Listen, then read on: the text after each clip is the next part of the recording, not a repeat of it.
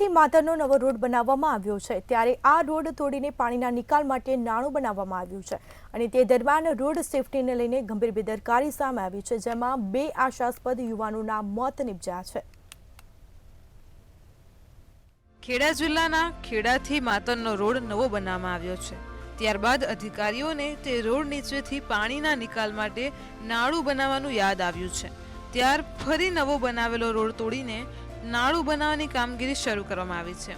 આ નાળું બનાવવાની કામગીરી દરમિયાન રોડ સેફટીના નિયમોના પાલનમાં બેદરકારી સામે આવી છે।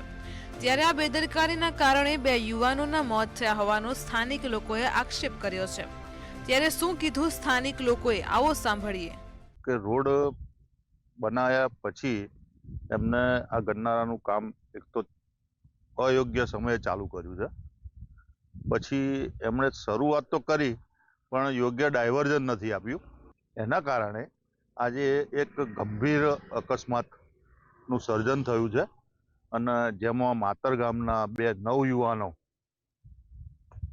મોતને ભેટ્યા છે। દિવસમાં બપોર પછીમાં અહીંયા વધારે ખોદાઈ ગયો આખો રસ્તો, સવારમાં એટલો બધો હતો નહીં। અને જો કે આ બધું આ મૂક્યા છે તારા ઠેલીઓ ભરીને ડાયવર્ઝન આલ્યું, એવું કંઈ હતું જ નહીં। રાતના ટાઈમમાં અમે જ્યારે ત્યારે કશું આ બધું અત્યારે લગાવ્યું છે। બ્રિજ નીચે ગયા, ખોલી આ દહીમાડી હોસ્પિટલનું બધું ગરનારું બને છે ત્યાં ગયા, મારો છોકરો ત્યાં ડ્રોપ થઈ ગયો છે। બીજા 2 જણ વધારે વાગ્યું હતું, એ લોકોને જ્યારે 108 આવી ત્યારે 108માં લઈ ગયા એમને। બીજા 2 છોકરાને તો 108માં ખેડા લઈ ગયા, ખેડાથી અમદાવાદ સિવિલ હોસ્પિટલમાં લઈ ગયા। મંતવ્ય ન્યૂઝની ટીમ જ્યારે ઘટના સ્થળ પર પહોંચી ત્યારે રોડ બનાવવાની કામગીરીનું સમગ્ર ધ્યાન રાખનાર સાઇટ એન્જિનિયર સાથે વાતચીત કરી હતી। ત્યારે તેમણે શું કહ્યું, આવો તે પણ સાંભળીએ।